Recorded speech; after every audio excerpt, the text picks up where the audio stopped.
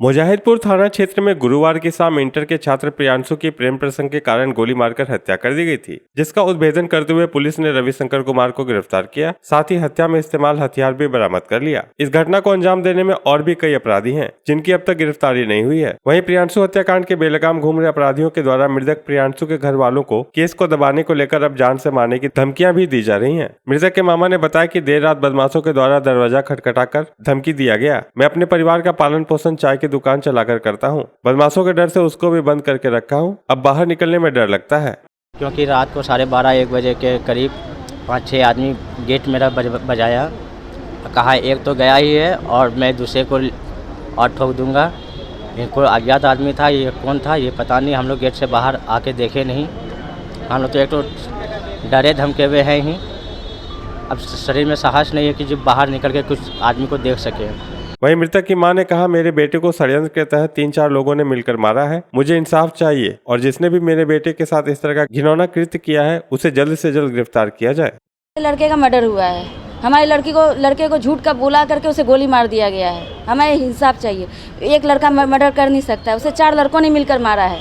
वरीय पुलिस अधीक्षक अनंत कुमार ने इस मामले को संज्ञान में लेते हुए बताया कि इसमें जो तथ्य सामने निकल के आएंगे उन पर कानूनी कार्रवाई की जाएगी। देखिए, जिस हत्याकांड की आप लोग बात कर रहे हैं उसमें 2 दिन पहले भी जिस अभियुक्त ने गोली मारकर उसकी हत्या की उसकी गिरफ्तारी हुई। इसके साथ ही साथ उसके निशानदेही पर जो हथियार प्रयुक्त हुआ था उसकी गिरफ्तारी हुई थी। उनके परिजन आके मिले हैं, उनकी कुछ डिमांड है, तो हमने बोला है कि लिखित रूप में इसको देने के लिए उसमें जो भी तथ्य आएंगे उसकी भी हम लोग जांच कराएंगे और उसके अनुसार जो भी अग्रतर कार्रवाई है उसको किया जाएगा।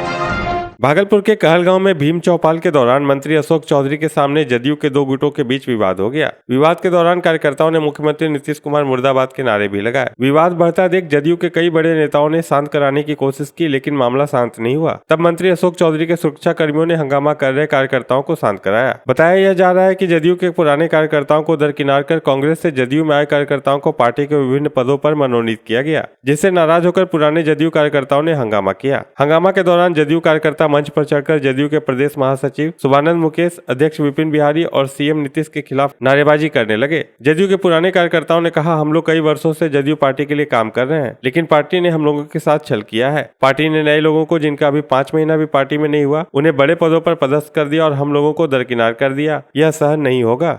हम लोग भरी बचपन से जिला अध्यक्ष है सुल्तानगंज लोकसभा के। कौन? विपिन बिहारी सिंह। भागलपुर लोकसभा में जब चुनाव हमारा 9 महीने के बाद होने वाला है, सब पुराना पार्टी का कार्यकर्ता को हटा दिया। हम लोग को हटाना चाहता है। क्यों भाई? तीनों पर घटा। आप एक आदमी बोलने दीजिए। मुकेश जी का चुनाव 25 में है ना, अभी लोकसभा का चुनाव है, तो लोकसभा में पुराने कार्यकर्ता को हटा दीजिएगा अचानक में।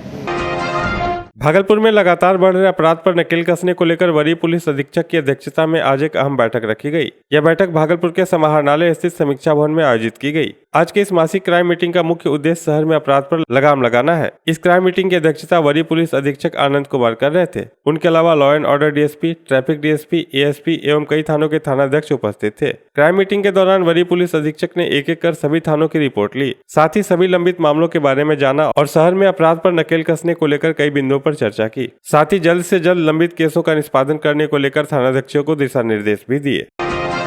बिहार में कोरोना के मरीज फिर से बढ़ने लगे हैं। एक तरफ जहां संक्रमित मरीजों की संख्या सबसे ज्यादा अभी पटना में है, वहीं भागलपुर में कोरोना के आधे दर्जन मरीज मिले हैं और 200 से अधिक लोगों में कोविड के लक्षण भी पाए गए हैं। भागलपुर से सटे मुंगेर जिला में भी कई लोगों को कोरोना से संक्रमित बताया जा रहा है। इस बात से पूरे क्षेत्र में हड़कंप मचा हुआ है। सिविल सर्जन अंजना कुमारी और जवाहरलाल नेहरू चिकित्सा महाविद्यालय अस्पताल के अस्पताल अधीक्षक उदय नारायण सिंह ने लोगों से मास्क लगाने की अपील की और भीड़ भाड़ वाली जगहों पर जाने से परहेज करने की बात कही। सिविल सर्जन अंजना कुमारी ने पुष्टि की है कि भागलपुर में भी कोरोना के 3 मरीज पाए गए हैं। वहीं उन्होंने कहा, कोरोना से बचाव के लिए जो राज्य सरकार से दिशा निर्देश दिए गए हैं उनका पालन किया जाए।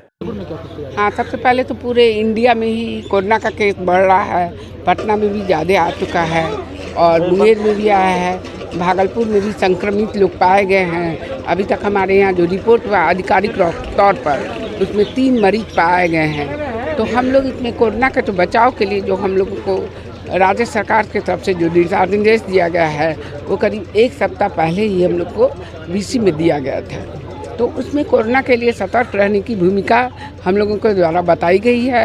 मायागंज के अधीक्षक डॉक्टर प्रोफेसर उदय नारायण सिंह ने बताया, हम लोग कोरोना से लड़ने के लिए पूर्ण रूपेण तैयार हैं। कोरोना वायरस बेड के साथ साथ ऑक्सीजन एवं दवाइयां, मास्क, सैनिटाइजर की पूरी व्यवस्था कर ली गई है और एंटीजन टेस्ट भी कराया जा रहा है। भारतीय जनता पार्टी के राष्ट्रीय प्रवक्ता सैयद शाहनवाज हुसैन भागलपुर पहुंचे और उन्होंने बिहार में हिंसा को लेकर महागठबंधन की सरकार पर जमकर तीखा प्रहार किया। उन्होंने कहा, हिंसा बिहार के हित में कहीं से सही नहीं है। बिहार में कानून का राज स्थापित होना चाहिए। तनाव कहीं भी हो तो सरकार को तुरंत एक्टिव होना चाहिए और उस पर उचित कार्रवाई होनी चाहिए। उन्होंने कहा, लोगों को हिंसा से दूर रखना चाहिए। वहीं उन्होंने 89 के भागलपुर दंगों को याद दिलाते हुए कहा कि भागलपुर के लोग जानते हैं हिंसा कितना नुकसानदायक है, इसलिए सामाजिक सौहार्द व भाईचारे को बनाकर लोगों को समाज में एकता का परिचय देना चाहिए। 2024 के चुनाव को लेकर उन्होंने कहा, पिछले चुनाव में 40 में से 39 सीट भाजपा लाई थी, वहीं इस बार 40 में 40 सीट से बीजेपी जीतेगी और पूर्ण बहुमत से सरकार बनाएगी। अगर महागठबंधन कहती है कि बीजेपी को उखाड़ फेंकेगी तो बीजेपी कोई गाजर मूली नहीं जो इसे उखाड़ देगी। देखिए, हिंसा बिहार के हित में नहीं है। कानून का राज स्थापित होना चाहिए। तनाव कहीं भी हो तो सरकार को एक्टिव रहना चाहिए। सरकार अगर एक्टिव होती तो इतनी हिंसा नहीं होती।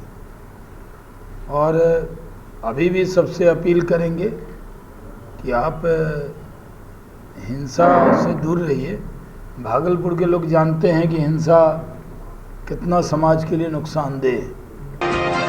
दिव्य ज्योति जागृति संस्थान के द्वारा 6 दिवसीय श्री हरि कथा का आयोजन किया जा रहा है। इस बाबत आज शहर के विभिन्न क्षेत्रों से सैकड़ों महिलाओं द्वारा कलश शोभा यात्रा निकाला गया। इस कलश शोभा यात्रा में श्रद्धालु भक्ति धुनों पर खूब झूमते दिखे। श्री हरि कथा 10 अप्रैल से 15 अप्रैल तक आयोजित की जा रही है। कार्यक्रम के दौरान 10 अप्रैल को कलश शोभा यात्रा के साथ प्रत्येक दिन संध्या 4 से 7 तक श्री हरि कथा का आयोजन किया जाएगा। वहीं 15 अप्रैल को हवन कार्यक्रम के साथ कार्यक्रम की समाप्ति हो जाएगी। कार्यक्रम को लेकर दिव्य ज्योति जागृति संस्थान के पदाधिकारी व कार्यकर्ता कार्यक्रम को सफल बनाने में लगे हुए हैं।